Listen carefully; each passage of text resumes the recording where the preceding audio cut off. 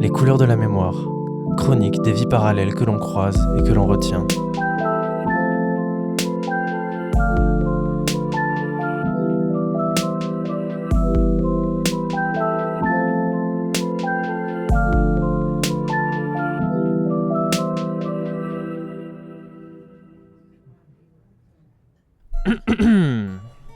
Le bien de la société demande que les connaissances du peuple ne s'étendent pas plus loin que ses occupations.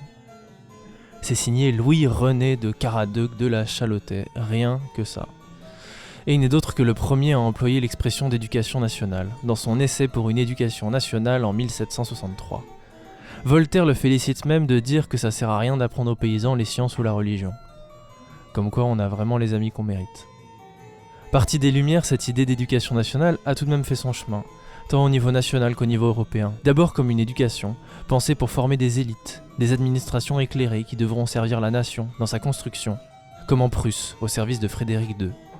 Des écoles privées comme le Philanthropinum de Johann Beisdow en Allemagne vont progressivement laisser leur place à une institution d'État dont l'installation est lente, mais marquée par son besoin de former ses futurs leaders. Elle est ensuite nécessairement massifiée pendant le XIXe siècle, où se pose la question de l'intégration des enfants des classes populaires et laborieuses à l'appareil d'État, après les tentatives de la Révolution et la réaction de l'Empire napoléonien. Cette idée atteint sa réalisation en France dans les lois de 1882 portées par Jules Ferry, bien que succédant de nombreuses tentatives durant tout le siècle. Alors qu'est-ce qu'il nous reste de tout ça ? Et si finalement, malgré les tentatives de la gauche, l'éducation nationale était toujours enfermée dans les mots de Louis-René, ou est-ce caricatural ? À travers ce récit, l'expérience et les opinions de mon invité, nous aurons l'occasion de bénéficier d'un témoignage de l'intérieur pour tenter de mieux percevoir cette institution. Les couleurs de la mémoire, épisode 4, Éducation nationale.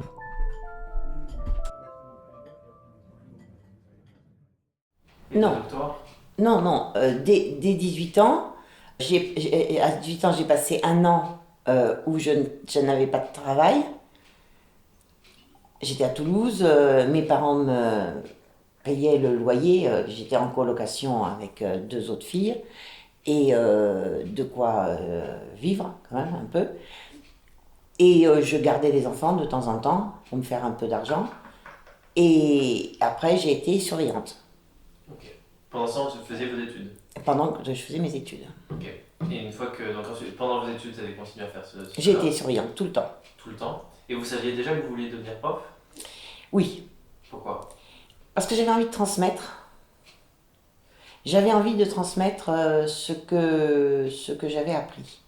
Et j'avais envie de transmettre et d'influencer, oui, je ne peux pas trouver d'autres mots, je ne peux pas édulcorer, d'influencer la conscience des jeunes élèves.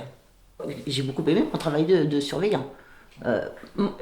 Comme j'ai beaucoup aimé mon travail d'enseignante et comme j'ai beaucoup aimé mon travail de CPE.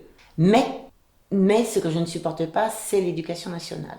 Quand vous étiez élève, vous aviez quel rapport avec les profs ? Abominable. Pourquoi ? Parce que j'avais l'impression qu'ils ne m'apportaient rien. Le fait de devoir effectuer des tâches à des moments précis ne me convenait pas. Je ne faisais pas mes devoirs. Je haïssais mes enseignants. Vraiment, la grosse majorité. À part mon enseignante de philo, quand je suis arrivée en terminale.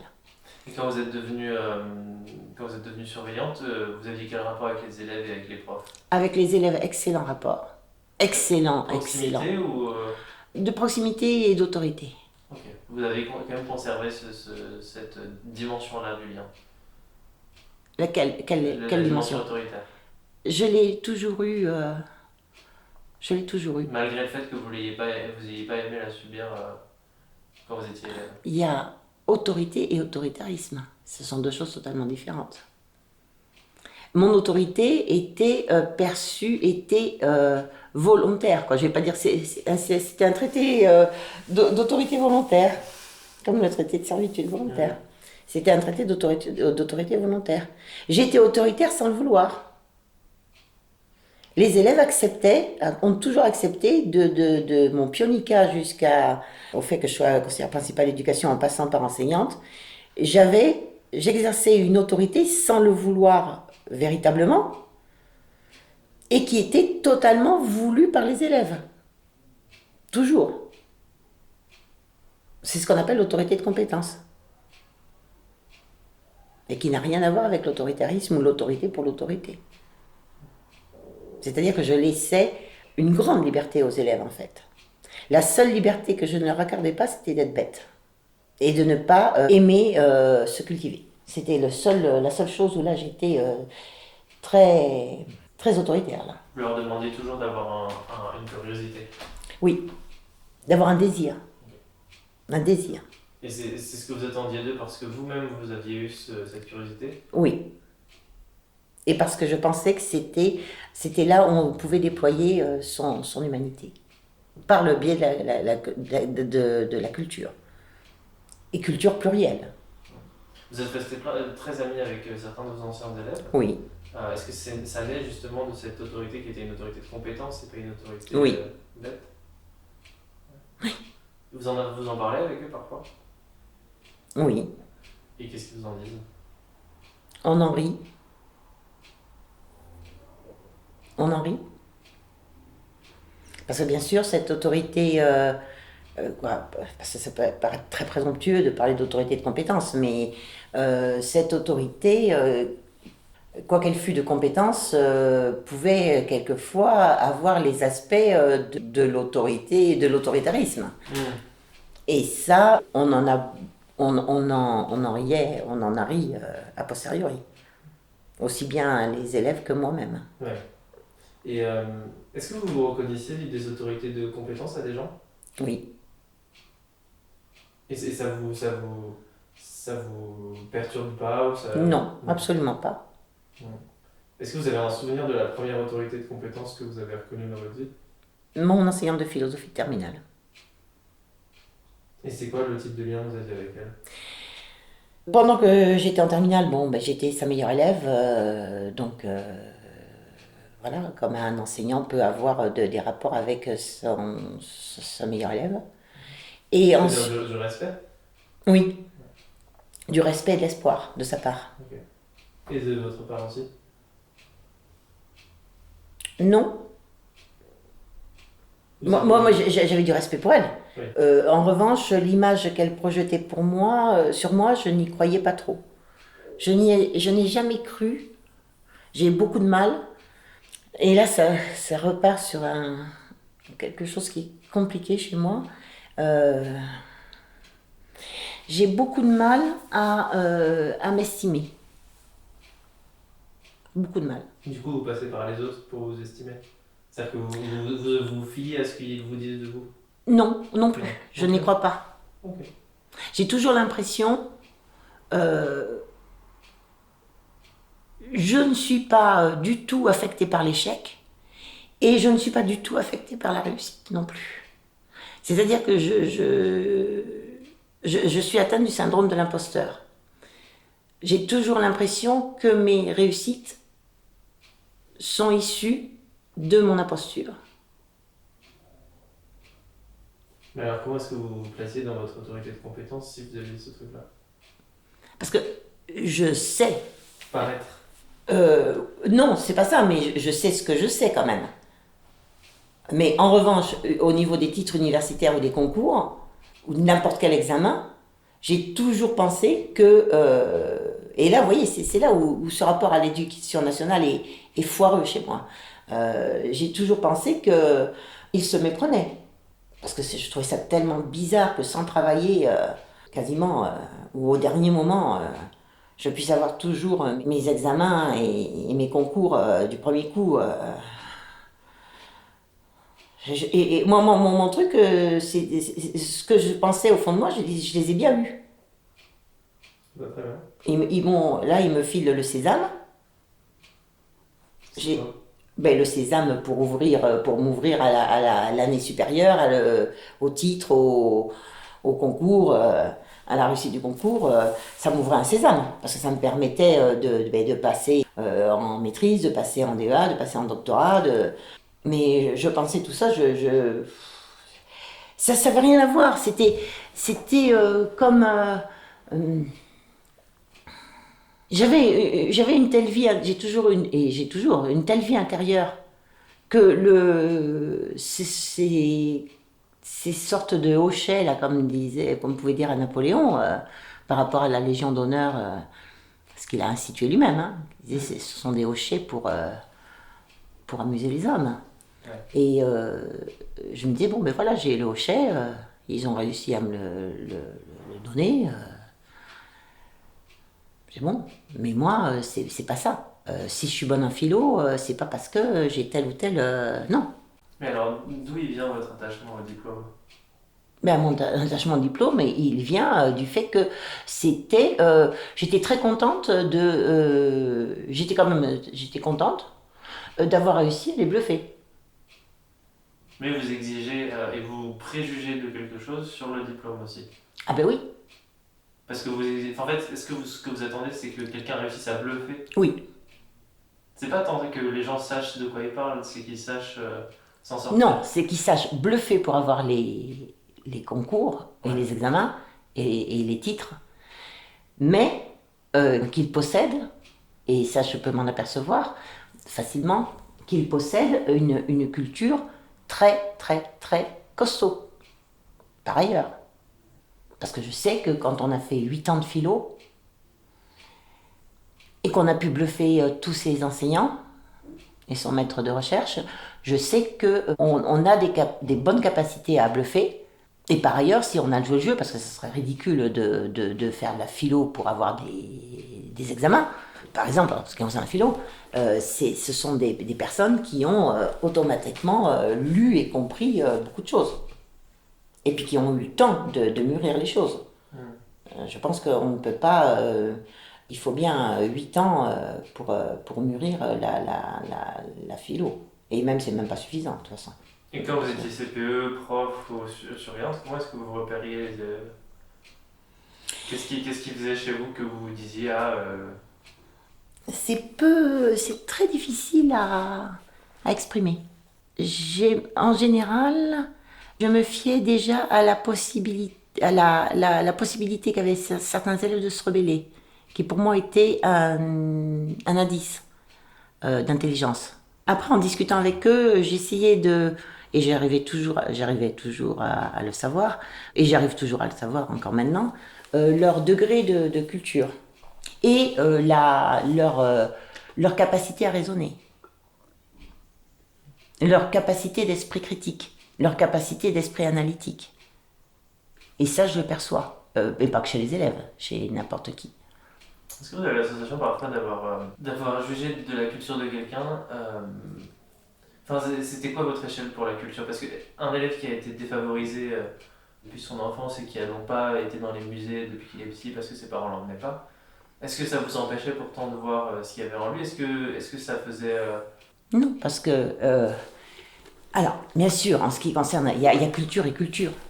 Oui, ce que je veux dire, c'est la culture légitime. Voilà, il y a la culture légitime, la culture bourgeoise, on va dire, Ouais. à laquelle je suis terriblement attachée. Et puis, il y a l'autre culture. La culture populaire. La culture populaire. Un enfant qui était fils de paysan, par exemple, où là, il y avait vraiment un problème d'accès à la culture, bien plus encore qu'un enfant de classe défavorisée d'une ville. Mais là, je m'apercevais, en discutant avec eux, qu'ils avaient une culture du monde paysan qui était monstrueuse. Et je me disais, c'est un être curieux. C'est la curiosité. Donc la culture, c'est quelque chose de très... Mais en revanche, à un fils de bourgeois, de petite bourgeoisie même, là, je ne pardonnais pas l'inculture bourgeoise. Le manque de culture bourgeoise à un jeune qui était issu d'une classe de moyenne bourgeoisie citadine. Non, là je ne leur pardonnais pas, parce que là, c'était le vide incommensurable. Parce alors même qu'ils avaient eu l'occasion. Oui, ça, je ne le pardonne pas. Vous vous pardonniez pas de pas saisir la chance. Oui. Et je ne leur pardonnais pas d'avoir aussi peu de curiosité. Le manque de curiosité intellectuelle est quelque chose que je ne pardonne pas, que je n'accepte pas. Et là, vous le voyez chez des élèves, mais vous le voyez chez des adultes, c'est la même chose. Vous voyez, quand je vous ai parlé de mon collègue franc-maçon là, qui confondait Spinoza et Pinochet, là, pour moi, c'est franchement inadmissible.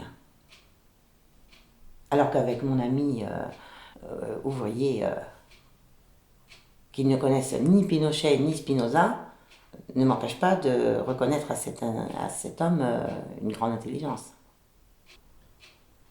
Mais comment est-ce que vous vous expliquez, et ça je sais volontairement que du coup avec ce que vous m'avez dit juste avant, comment vous expliquez que plus que d'autres CPE, j'ai l'impression, vous avez conservé des rapports spéciaux et vous avez paru être, de l'aveu de vos collègues, quelqu'un de à part.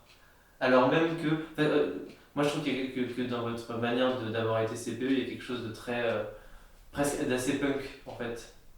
Alors même que vous prenez une certaine forme d'élitisme, il y a une certaine forme de, oui voilà, d'élitisme dans votre manière de reconnaître les individus, bien que, comme vous venez de le dire, ça s'ouvre, enfin ça se restreint pas à la culture bourgeoise. Parce que j'avais un passé de mauvais élèves. De mauvais élèves du CP à la terminale, quoi, à la fin de première. J'avais un passé d'élèves très problématiques. Et donc, le fait que les élèves problématiques, par exemple, me fascinaient. Parce que je voyais en eux ce que j'avais été. Et ce que j'aimais dans les élèves problématiques, c'était leur caractère, la rébellion, cette espèce de feu que je voyais en eux. Là où d'autres CPE auraient eu juste du mépris. Oui, alors que moi je voyais l'étincelle. L'étincelle qui leur permettrait de faire ce pourquoi ils étaient nés, c'est-à-dire changer le monde. Et du coup, ça induisait aussi un rapport un peu particulier avec les parents. Oui. J'ai l'impression de ce que vous me racontiez, même d'une anecdote, si on peut revenir un peu dessus, où une parent était venue vous voir pour dire que les enfants maghrébins posaient problème, quoi. Et vous lui avez dit, ah non, mais en ce moment, c'est les Suédois. Oui. C'est-à-dire que parfois, vous protégiez les enfants des parents aussi. Oui. J'ai l'impression. Oui, ben, c'était pas tellement ça. J'ai toujours protégé les enfants des parents. Ça, c'est évident. Hein. Mais là, cet épisode que j'ai fait plusieurs fois, c'était son enfant, il n'était pas maghrébin, le père. Et il me disait son enfant qui était problématique et qui, en plus, alors là, je sais pas trop de. Parce qu'en plus, il était très con, cet enfant, mais c'est dur à dire, mais ça existe. Hein, et ça a dû devenir oui, il a dû devenir aussi con que son père, quoi. Et son père était d'un racisme affolant. Et j'avais donc convoqué son père. Je me rappelle surtout cette fois-là. Et c'est celle dont je t'avais parlé précédemment. Le père vient parce que son fils devait subir une exclusion de 8 jours. Et son père m'a dit que, parce qu'il avait volé une grosse somme d'argent, et son père, c'était un petit délinquant en fait. Et son père, avec aucun respect pour l'autre, hein. Et son père m'avait dit, ah mais s'il est comme ça, c'est à cause de ses connaissances, de ses camarades. Je dis, ah bon? Je dis, quels camarades? Et là, il me dit, bah, vous savez bien, les Arabes. Ben, je dis, bah non, non. Mais je dis, vous savez pas qu'en ce moment, sur Marseille, en particulier sur Marseille, le problème, c'est la délinquance issue de la minorité suédoise. C'est là. C'est le problème qu'on a à Marseille. Et il m'a dit, la minorité les Suédois. Je dis, ben si, ben oui. Allez voir n'importe quel juge, n'importe quel commissaire de police, il vous dira la même chose que moi. Le problème, c'est la minorité suédoise. Et là, je m'étais moquait ouvertement de lui. Et c'était pour l'inciter à réfléchir. Parce que j'avais avec les parents, en fait, je protégeais les enfants des parents cons, mais j'avais toujours la volonté aussi d'éduquer les parents. D'éduquer les parents. En particulier les femmes, les mères. Mon discours, c'était toujours un discours que l'on pourrait percevoir comme très féministe, mais qui, on a parlé précédemment du féminisme, qui n'est pas en fait ce dans le discours, ce qu'est devenu le féminisme de nos jours. C'était de leur dire qu'elles étaient exactement l'égale des hommes et qu'elles n'avaient pas besoin d'un homme pour vivre, qu'elles étaient des individus à part entière. Et que l'autre, et elle ne devait subir aucune autorité de la part des hommes. Et je leur donnais les moyens de se libérer de cela. J'essayais de les inciter, de regonfler leur ego, afin qu'elles puissent se considérer comme un être humain et pas comme une femme dans une acception rétrograde de la femme. Donc vous considériez aussi que votre rôle il était plus large que Qu'avec... s'appliquant à la cité scolaire? Ah oui. Et d'ailleurs, les parents d'élèves ont toujours été, mais j'ai toujours eu des amis parmi les parents d'élèves, autant que parmi mes anciens élèves. C'est simple, tous mes amis sont soit d'anciens élèves, soit d'anciens parents d'élèves. Tous les gens qui m'entourent et avec qui je suis amie. Ce n'est que ça. Est-ce que vous accordez plus d'importance au fait de défendre à certains moments les enfants du fait que ce sont des personnes qui sont encore assez sans défense en réalité? Même quand vis-à-vis des adultes, même vis-à-vis des profs parfois. Oui. Je ne sais pas si ça vous parle, la domination adulte, qui a été un concept qui a beaucoup émergé ces derniers temps pour parler justement de la première des inégalités, c'est-à-dire l'autoritarisme des adultes vis-à-vis des enfants. Est-ce que ça a été aussi une déterminante pour vous? Ah oui, déterminant. Ça vous est arrivé de vous engueuler avec des profs à propos d'élèves? Plus que ça. C'est-à-dire? Je me suis fait haïr par toujours l'ensemble quasiment l'ensemble du corps professoral. Eu égard à mes... Parce que vous ne répondiez pas à l'injonction à être un passe-plat des profs? Non. C'est ça. Et je critiquais ouvertement leur façon d'enseigner. Vous vous rappelez? Ouvertement. Est-ce que pour vous c'était une réflexion stratégique de si je les critique, les élèves seront peut-être plus... Enfin, ils verront que je suis un peu plus de leur côté? Non, absolument pas. Jamais. J'ai jamais voulu mettre les élèves de mon côté. Non. C'était pas mettre les élèves de mon côté. C'était faire en sorte que les élèves puissent s'épanouir. C'était pas... j'avais pas envie de faire des clones. Non. Mais c'était pas non plus ma bande armée pour lutter contre ces comptes profs. Non. Je vous pose des questions pour que ce soit clair. Maintenant, je pense qu'on peut passer à la question sur l'éducation nationale, vraiment. Voilà. Vu que vous avez commencé en étant quand même une mauvaise élève et avec un rapport compliqué du coup avec l'institution. Très compliqué. Pourquoi? Qu'est-ce qui vous dérangeait? Est-ce que c'était l'idée même d'institution? L'idée même d'institution. Pourquoi?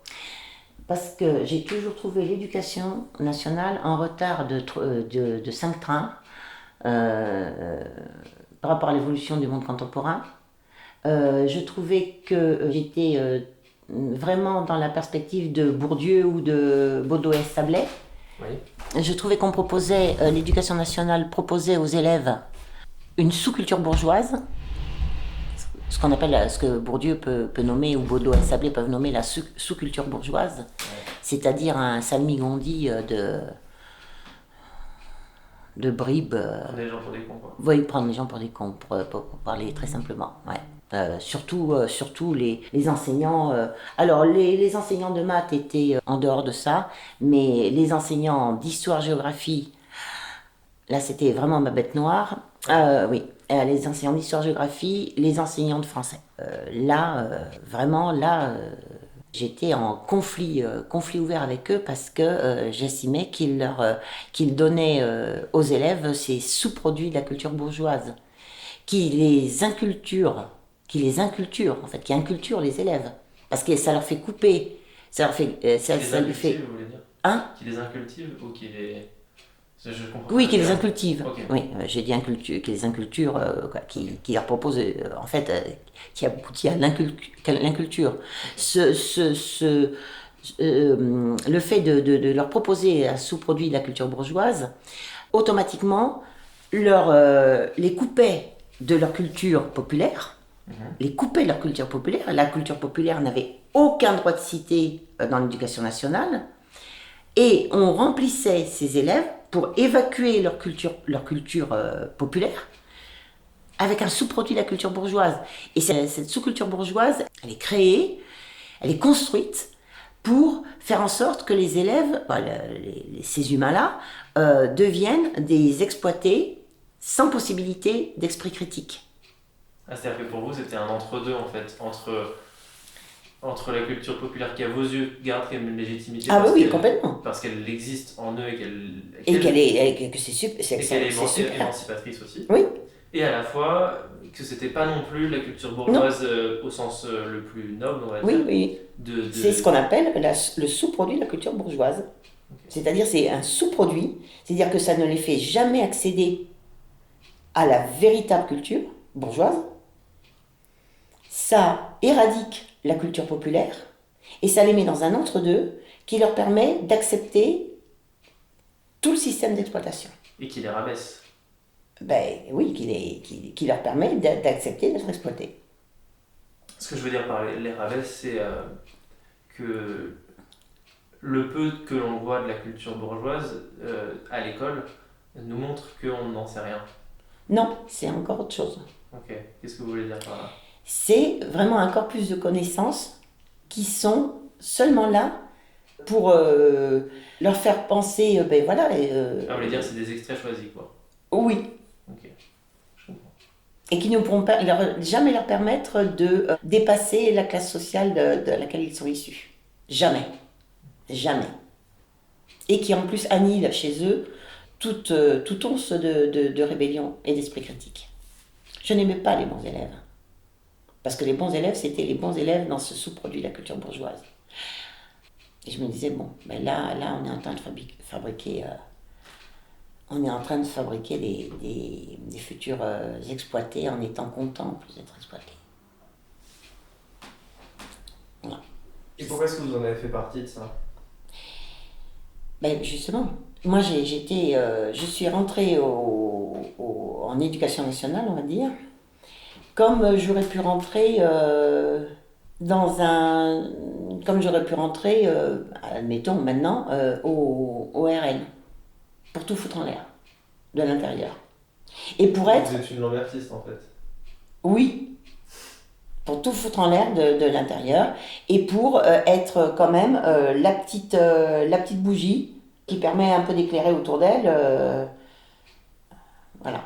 Et vous pensez pas que c'était un peu en contradiction avec ce que vous aviez vu dans le marxisme-léninisme, c'est-à-dire l'entrisme ne marche pas, le réformisme, c'est montrer qu'il y a encore quelques petites bougies, c'est quand même faire vivoter le système? Non. Non. Pourquoi? Ah ben parce que je sais que je n'ai jamais... j'ai eu suffisamment de problèmes avec l'éducation nationale pour savoir que non, je n'entrais pas dans le système, puisque sans arrêt on me l'a reproché. Mais ce que je veux dire, c'est que le fait que vous soyez permis d'être là, ça faisait que, enfin, malgré tout, nous, on pouvait pas savoir les disputes qu'il y avait entre vous et les profs parce qu'il fallait quand même être dans les coulisses pour le savoir. Mais de l'extérieur, on avait quand même la sensation que, du coup, l'éducation nationale, c'était autant Madame que le prof le plus... Vous voyez ce que je veux dire? Ça élargissait la fenêtre et ça laissait un espace de résilience pour les élèves, de dire non mais c'est aussi madame. Eh ben, oui, on pourrait l'envisager comme ça. Ouais. C'est vrai qu'on pourrait l'envisager comme ça. Tu sais, qu'on puisse percevoir mon action comme le fait de pouvoir de faire en sorte que le système se perpétue. Ouais, Hein. c'est ce que je voulais dire. La graisse dans les rouages. Mais non. Non, en fait, non, je ne l'ai jamais, je ne l'ai jamais perçu comme ça. Et je ne pense pas avoir été perçue comme ça. Et comment est-ce que vous en êtes prémunis? Ben, j'ai rien fait pour m'en prémunir. Hein. J'ai eu d'énormes problèmes. Est-ce que pour vous c'était aussi cette chose-là de faire des... Quand vous preniez à part un élève et que vous lui parliez un petit peu de ce qui se passait dans l'établissement, est-ce que c'était aussi une manière d'incarner ce rôle de bougie là?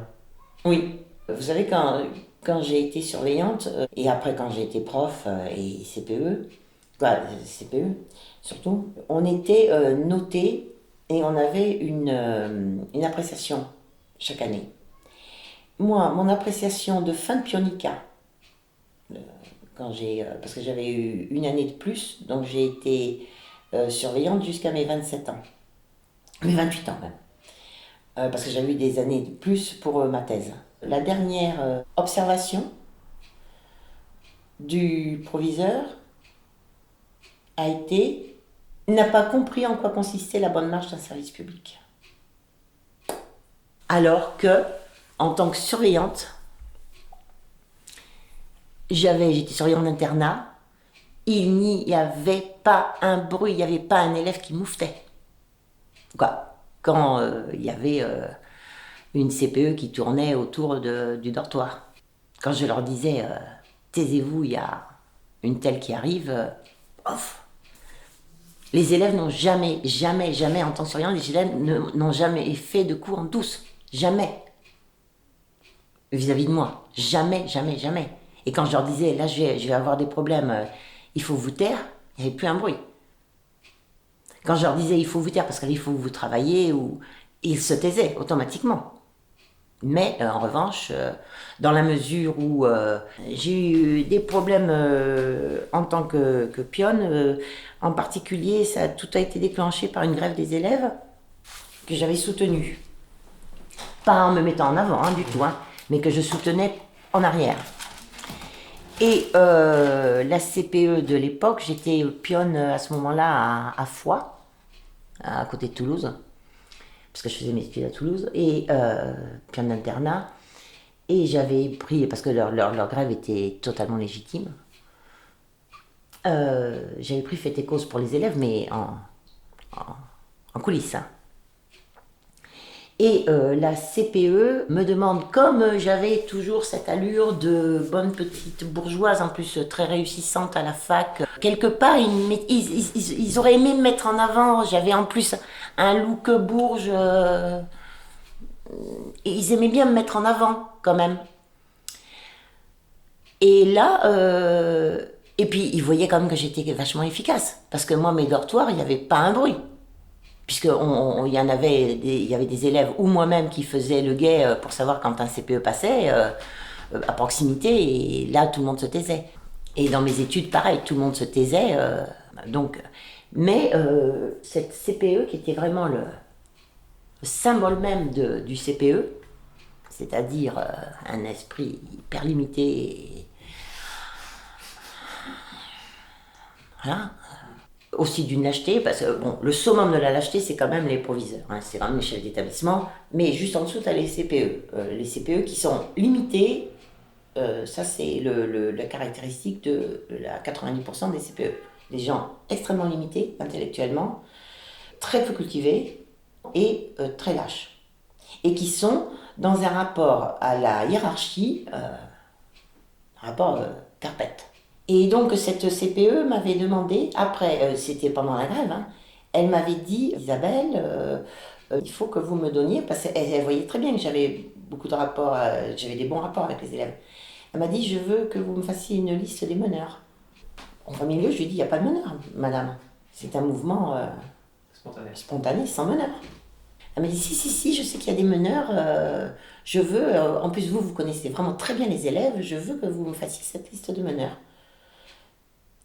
Et là, je ne lui ai pas répondu, et 2 jours après, elle me dit, alors la liste? Ben, je lui ai dit, bah non. Je dis, je ne la ferai pas. Et elle m'a dit, pourquoi? Je dis, je ne la ferai aussi peu que je ne vous aurais fait une liste de juifs en 42. Et là, j'ai dit la chose qu'il ne fallait pas. Puisque c'était dans les années, ça devait être en 78 ou 79, vous pensez bien que les gens qui avaient, elle devait avoir 50 ans à l'époque, vous imaginez. Oui. Hein, c'était des gens qui avaient vécu la guerre, pas en tant qu'adultes, mais en tant qu'enfants, Ouais. qui avaient eu des parents qui avaient sûrement participé au régime de Vichy, hein, parce que quand même les résistants étaient très minoritaires. Mais la bien-pensance post-guerre faisait qu'il fallait surtout pas Passer cet interdit, quoi. passer cet interdit de dire dire que la collaboration, il fallait dire que la collaboration c'était horrible, que le système nazi c'était horrible. Ouais. Et donc en lui disant cela, j'ai touché un point terriblement sensible. Ouais. Et là, ça m'a valu d'énormes problèmes. Mais c'était tous les jours, en fait. Tous les jours. Je n'étais pas... j'étais... en tant que prof, par exemple, je refusais de faire l'appel. Et on me l'a reproché. Évidemment. Mais je maintenais... je disais, à quoi ça sert? Si je n'arrive pas... Et d'ailleurs, j'avais toujours très peu d'absents, moi, à mes cours. Parce que les élèves séchaient les autres cours. Ils pouvaient sécher d'autres cours, mais pas le mien. Pourquoi? Parce que je les intéressais. Pour moi, un élève qui séchait mon cours, c'était pas la faute de l'élève, c'était de ma faute. Parce que j'avais pas réussi à les passionner. Et donc je n'allais pas effectuer un paramètre, l'absentéisme, qui était en fait un paramètre lié à ma propre incompétence. Et ça, on n'acceptait pas. C'était pas accepté. Il y avait aussi, au début, mais ça n'a même pas duré un mois, j'avais dans l'idée, jusqu'à la fin de mon pionica, je pensais que lorsque j'allais être enseignante, je n'allais pas faire de système de notation. Je n'allais pas noter les élèves. C'est-à-dire que je leur dirais dès le début, quoi que vous me rendiez, puisqu'il fallait mettre des notes, je vous mettrai 12. Voilà, donc une note qui n'est ni encourageante, puisque tous les autres profs notaient, ni leur posait problème. Et puis, très vite, j'ai vu que ce n'était pas tenable. Pourquoi? Ça m'ennuyait, mais là, vous savez, c'est ce qu'on appelle le principe de réalité. Ouais. J'ai vu que ça ne fonctionnerait pas. Parce que les élèves, d'abord, j'étais une petite parcelle dans un système qui était un système de notation, et que donc ça ne pouvait pas fonctionner parce que les élèves, quand même, couraient après la note. Ça disait quoi pour vous la note? Pourquoi c'était un problème? Parce que je trouvais ça ridicule. Parce que je voulais, justement, moi ce que je voulais, c'était que les élèves s'intéressent à ma matière pour le plaisir, pas pour avoir une bonne note. Mais pourquoi plus ridicule que injuste? Ridicule avant d'être injuste. Ridicule. De toute façon, je vous dis que je n'ai pas pu le faire. Hein. Je n'ai pas pu le faire. Hein. Je trouvais ça ridicule. Parce que je voulais éliminer les élèves qui ne travaillaient que pour avoir une bonne note. Voyez? Je voulais, moi, des élèves qui s'intéressent à ma matière, qui travaillent ma matière, qui lisent pour le plaisir de lire, de s'intéresser, le plaisir de penser, le plaisir d'accéder à l'esprit critique, le plaisir d'accéder à l'analyse. Et je me disais, c'est ridicule de les noter, que la notation, ça salit. Ça salit. Ça salit le désir. Et du coup, est-ce que quand vous étiez CPE, vous aviez une indulgence pour les gens qui n'allaient pas dans certains cours parce que ça les intéressait pas? Oui. Je peux même le dire maintenant. Et une élève qui, d'ailleurs, a terriblement réussi, c'était une élève d'une intelligence, mais supérieure à la moyenne, qui était très appétente par rapport à la culture, très connaissante déjà, et terriblement rebelle. Terriblement rebelle. Et sa rébellion passait par, comme moi d'ailleurs, par l'absentéisme. Et il s'avère en plus qu'elle était en classe musicale, cet enfant. Et son année de troisième, déjà quatrième, elle commençait à s'absenter, et son année de troisième, ça a été catastrophique, en ce qui concerne l'absentéisme. Et j'avais convoqué sa mère plusieurs fois, quoi, et l'élève, les fois où elle venait, pour lui dire, là, il faut vraiment que vous fassiez un effort pour venir, parce que j'ai dit, là, vous allez avoir des problèmes. Et cet enfant a été absente. Elle était absente dans quel cours? Dans tous les cours. Tous? Ouais, quasiment. Oui, tous. Aucun qui l'intéressait. Ouais. Les matières la passionnaient. Mais les cours, non. Et à la fin de l'année, ça a failli être catastrophique parce que les enseignants n'ont pas voulu qu'elle passe en seconde générale. Alors que cette fille, je la voyais réussir brillamment ses études supérieures, quoi. Et donc j'ai convoqué la mère et j'ai dit à la mère, écoutez, on va faire un deal.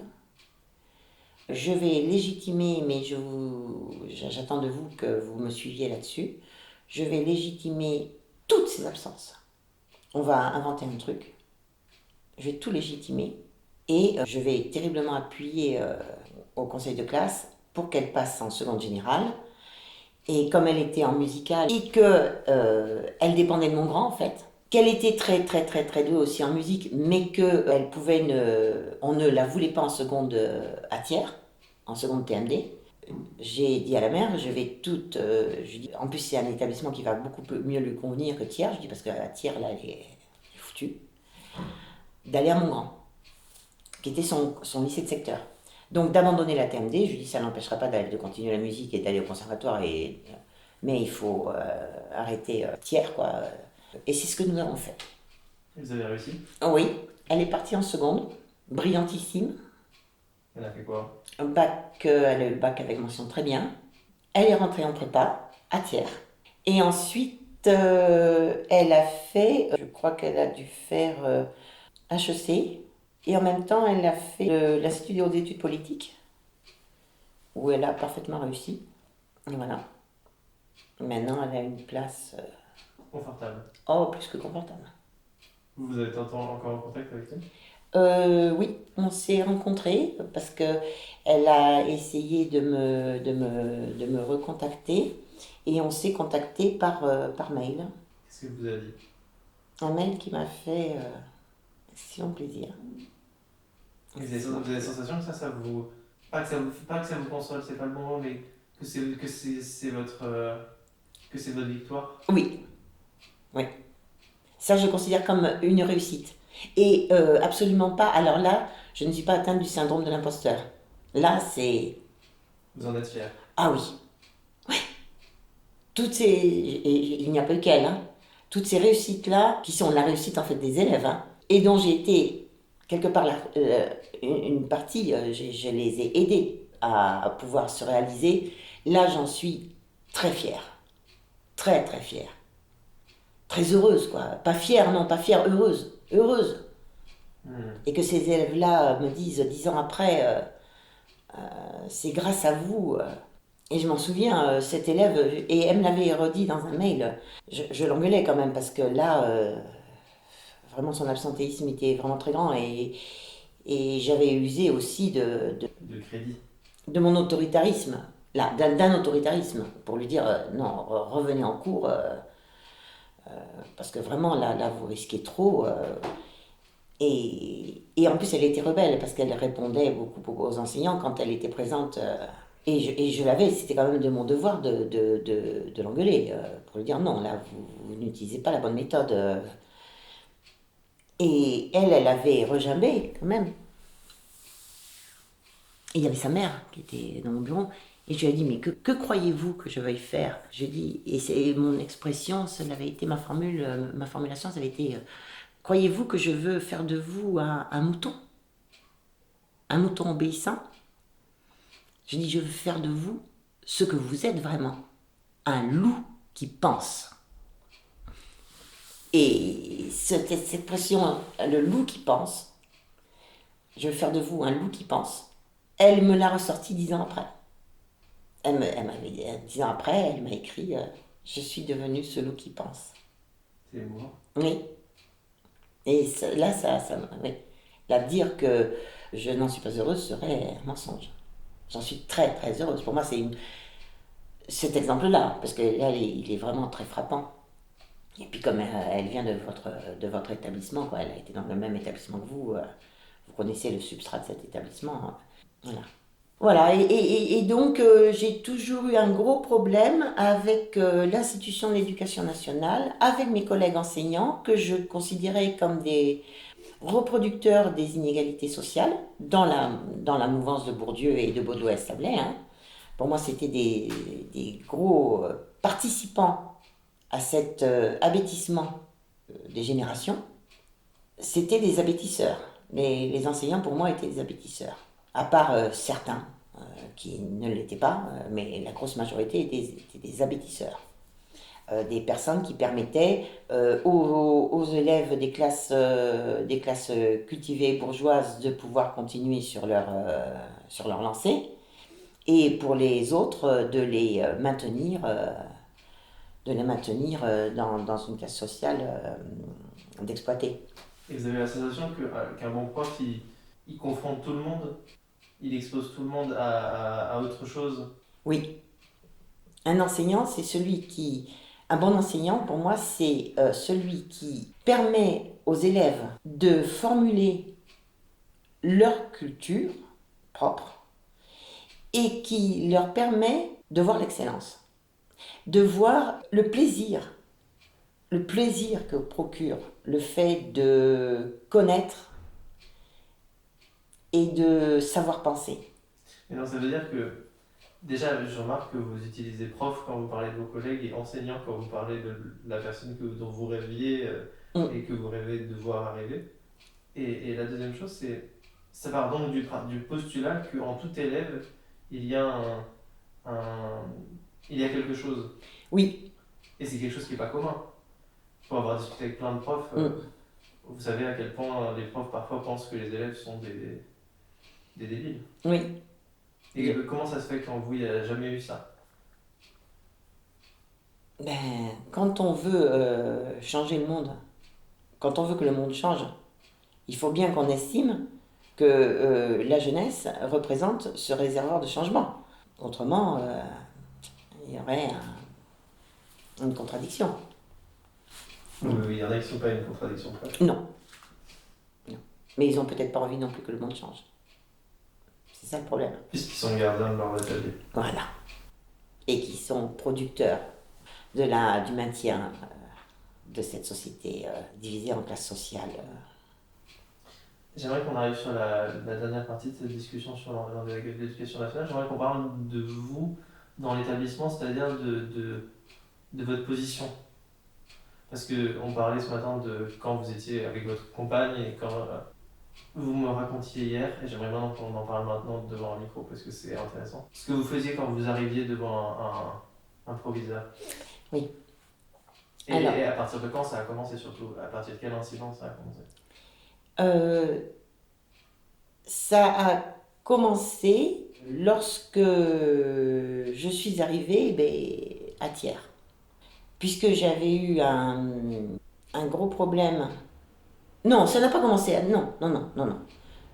J'ai toujours fait savoir à mes chefs d'établissement, même quand j'étais enseignante. Non, pas toujours. Non, pas toujours. Parce que, par exemple, mon action à l'ETA, ça, je ne l'ai pas dit à qui que ce soit. Je ne l'ai pas dit avant qu'il se soit passé plus de 20 ans. Voilà, c'était... ni mes parents, ni mes amis, ni même mes plus intimes ne le savaient. Dès qu'un proviseur arrivait dans l'établissement, comme les proviseurs, quand ils arrivent dans un établissement, ils convoquent les adjoints et les CPE, un par un, pour qu'on se présente et que l'on présente... Moi, je présentais en plus un projet, mon projet d'établissement, hein, puisque j'avais aucune modestie à ce niveau-là. Donc, ce que je pensais qui était bon pour ce que je pensais qui était bien dans cet établissement. et ce que je pensais qu'il faudrait faire pour améliorer l'établissement. Et je leur disais, je préfère vous prévenir, puisque j'avais eu des problèmes avant, en ayant eu certains éléments de ma... Vous voulez le raconter ou pas? Ben oui.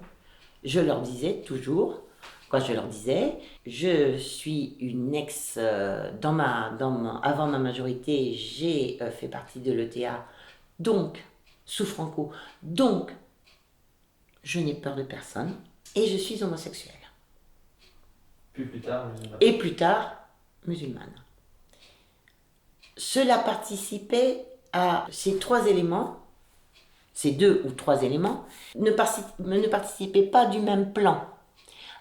Si je disais que j'avais appartenu à l'ETA, c'était pour bien leur montrer que leur vague autoritarisme à la con, ça n'allait pas marcher. Puisque j'avais pas eu peur de Franco, j'allais pas avoir peur d'un minable proviseur de province.